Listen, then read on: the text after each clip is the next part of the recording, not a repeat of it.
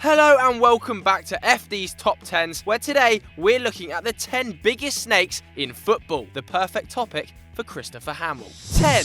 Diego Costa. We start with Spanish striker Diego Costa. The trouble magnate has acquired 26 yellow cards since he joined Chelsea in 2014 and a bad boy reputation to match. Under Conte's first season at the Bridge, Costa was a regular in the title-winning side, featuring in 35 league games and scoring 20 Premier League goals. Originally, Chelsea were hoping he would return to their Cobham training centre to fight for a place in the 17-18 squad, but after an argument over text ended with Conte saying thanks but no thanks, Costa has decided to break his club contract and move back to Brazil. Not one to keep quiet though, he has since slammed his club for treating him like a criminal and vowed to pay around £300,000 worth of fines rather than return to England. The Brazilian-born Spanish international has since put Chelsea in a lose-lose position by trying to force a move back to Champions League rivals Atletico. But with their transfer ban in full swing, it leaves the Blues in limbo and Diego still relaxing on a beach in Rio de Janeiro. 9. Jadon Sancho. England under-17 international Jadon Sancho recently made the news when he ditched Pep Guardiola, swapping his Man City shirt for a Dortmund jersey. Sancho was one of the brightest prospects in City's youth side, and after being named as player of the tournament in the under-17 Euros, he caught the attention of senior coach Guardiola. He claims that City offered Sancho a professional contract, shaking hands on a deal that would bring him into the senior squad. But it soon became clear that Sancho had no intention of staying at the Etihad when he ditched City's pre-season tour and refused to go to training. Instead, he signed for Borussia Dortmund on a 4-year deal, grabbing the outgoing Ousmane Dembele's number 7 shirt. He might only have just gained his provisional license, but the teenager was apparently the driving force behind his move away from the club he'd been at since he was 14. Not too many teenagers would turn down the chance to learn under Pep, but Sancho says his move to Germany is motivated by minutes on the pitch. His shady behaviour might have earned him the title of the youngest diva in football, but the move to the Bundesliga has also earned him the largest transfer fee ever for someone who has yet to play a single minute of professional football. 8. Luis Suárez. Players and managers often come into conflict during the transfer window, and Luis Suárez and Brendan Rodgers were no different. Suárez joined the Reds from Ajax for £22.8 million in 2011 and scored a mighty 51 goals in just 96 appearances. But he also created plenty of controversy. In his first full Premier League season, Brendan Rodgers was regularly forced to stand up for the toothy forward, accepting his horrific disciplinary record in turn for his exceptional footballing talent. Even when Suárez was banned for 10 games after biting Ivanovic's arm, Rodgers was keen for the Uruguayan international to stay. And the Irishman's loyalty was rewarded with 31 goals and 12 assists from Suárez as Liverpool scored 101 goals on their way to finishing runners-up in the league. But in true Suárez fashion, he went on to bite the hand that fed him and went public about his desire to leave the Reds, claiming that Rodgers had agreed to let him go after Liverpool failed to gain Champions League qualification, proving that snakes don't always hiss. Sometimes they play football and speak to journalists. 7. Nicolas Anelka. Nicolas Anelka has been in the limelight throughout his career, having played for some huge clubs including PSG and Real Madrid. But he didn't usually hang around for long, having played for 9 different clubs in total. And he wasn't any more settled during his international career. Before the World Cup in 2010, Anelka had scored just 14 goals in 71 internationals and was facing harsh criticism from the French press. However, Raymond Domenech, the French coach, kept faith in him and Anelka kept his place in the starting 11 ahead of French goalscorer Thierry Henry. But after a dismal first half performance against Mexico, Domenech criticised Anelka's performance and offered him some tactical advice. Anelka took exception to his manager, managing him, and allegedly told Domenech to go screw yourself, you dirty son of a whore, among some other constructive tactical comments. Unsurprisingly, Anelka got subbed off at half-time and was sent home from the tournament in an incident that effectively ended his international career and that of Domenech, who left as French coach after their horrific World Cup performance. Like a naughty schoolboy, Anelka didn't even show up to his disciplinary hearing, and when he was banned for 18 international games, the striker claimed he was planning on retiring anyway. Of course you were.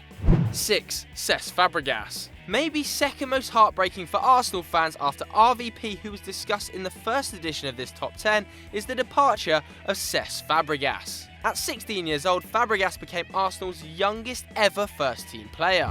The Spaniard spent 8 years in North London, making 212 appearances and scoring 35 goals from midfield. In 2008, he was named club captain, and Arsene Wenger practically organised the team around him. Despite now being on the other side of London and playing in blue, Fàbregas has admitted that he still has affection for the Gunners and says that he saw Arsene Wenger as a father figure. And what would a father-son relationship be without a stage of disappointment? After Spain's success in the 12 Cup, Fàbregas' love for his childhood club became public knowledge when he was photographed wearing a Barcelona shirt, albeit one that was forced on him by fellow Catalans Piqué and Puyol. It was a kick in the face for Arsene Wenger, who had helped the young player grow and put his faith in the Spanish maestro. But after Fàbregas supposedly went on strike and agreed to lower his salary and pay Arsenal £1 million a year to facilitate the deal, there was little Wenger could do, and he left the Emirates in 2011. 5. Tony Adams. Arsene Wenger must split his time between trying to zip up his coat and pulling the knives out of his back, as we have yet another player taking a dig at his former manager.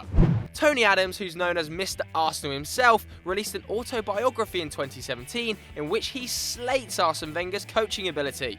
Adams had a gleaming career in North London, winning the double under Wenger in '98, but he appears to have misplaced his rose-tinted glasses. And even though the one-club man was loyal during his playing days, Adams says he looks back at the club he was married to for 19 years as an ex-wife in what seems like a rather acrimonious divorce. The legendary defender explains that whilst the Frenchman was good at the psychological side of the game, he was below average when it came to the technical side. He even says that Arsene Wenger, the longest-serving manager in the Premier League, couldn't coach his way out of a paper bag. The current Arsenal manager, who's no stranger to criticism, has said that he will leave Adams' own managerial career to do the talking. 4. Paul Pogba.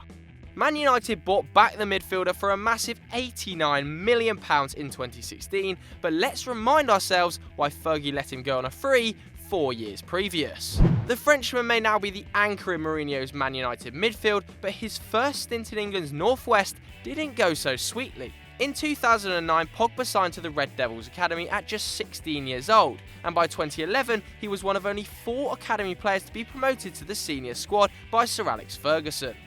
But his progress was slow at United and he grew frustrated with the lack of minutes in the senior side. And when Fergie offered him a new contract in 2012, he rejected it, choosing to run down his own deal at Old Trafford and sign for Conte's Juventus instead. And to rub salt in the wound, he went to the Times to explain his decision to leave Manchester. He told the newspaper that he was forced to leave as Sir Alex Ferguson refused to play him. Despite being thin on the ground in midfield and with Pogba on the bench, Sir Alex opted to play fullback Raphael in centre mid rather than giving the Frenchman a chance, a decision that Paul still says to this day pushed him out of the door. 3. Roy Keane. Now, what would a list of controversial footballers be without Roy Keane in middle place? Taking bronze, we have Keane's betrayal of Mick McCarthy at the 2002 World Cup and the famous Saipan incident. In 2002, Ireland prepared for just their 3rd ever appearance in a World Cup, with Keane captaining its national side. Just days before the finals were about to begin, Roy Keane had one of the all-time biggest hissy fits in world football. Shit well and truly hit the fan when Keane kicked off about the poor training facilities and set upon his manager with a verbal attack, reportedly saying he didn't respect McCarthy as a manager or even a person. After reportedly stamping his feet like an angry toddler, he left the training ground and got a plane back to Manchester, leaving his teammates without their best player, the manager without a captain, and zero time for Ireland to get a replacement. 2. Mario Götze. Mario Götze was a poster boy for Jurgen Klopp's Borussia Dortmund, where he had played since he was an 8-year-old schoolboy. Under Klopp, Götze was promoted from the academy to the first team, and in his first season got 8 goals and 11 assists in all competitions. In 2012, he was a fundamental part of the Bundesliga winning team, who broke the record previously held by rivals Bayern Munich with 81 points in 34 games.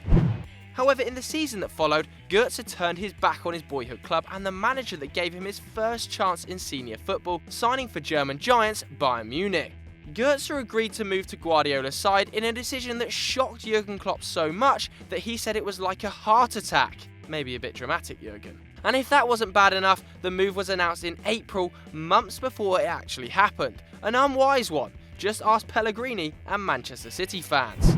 However, this story goes some way in proving the existence of karma. After 3 years at the Allianz Arena, Götze made his return to his schoolboy side in 2016 and admitted that he regretted his decision to leave, despite having stocked up his own trophy cabinet whilst in Bavaria. 1. Eden Hazard. Chelsea fans across the globe celebrated when Jose Mourinho returned to Stamford Bridge in 2014. However, his final season in West London was nothing if not a disappointment. His win rate at the club went from an impressive 70% in 2004 down to 59%. That's lower than Avram Grant achieved. In fact, 16 games into the 15-16 season, Chelsea were sitting 9th in the league and on their worst points tally since 1961. It was clear Mourinho hadn't just lost football games, he'd lost the dressing room as well. Just 7 months on from winning the league, the very same players seemed to stop playing for their manager, and the special one blamed Eden Hazard for leading the betrayal. The Belgian stats plummeted, having scored 14 goals in the 14-15 campaign. He got just 4 in 2015-16. Chelsea fans blame the players too, labelling Hazard, Fàbregas and Costa 3 little rats, believing they staged a changing room coup against Mourinho. But all seems to be forgotten now at Stamford Bridge, doesn't it, as the 3 rats return Chelsea's success in 2016, lifting the league trophy under new manager Antonio Conte.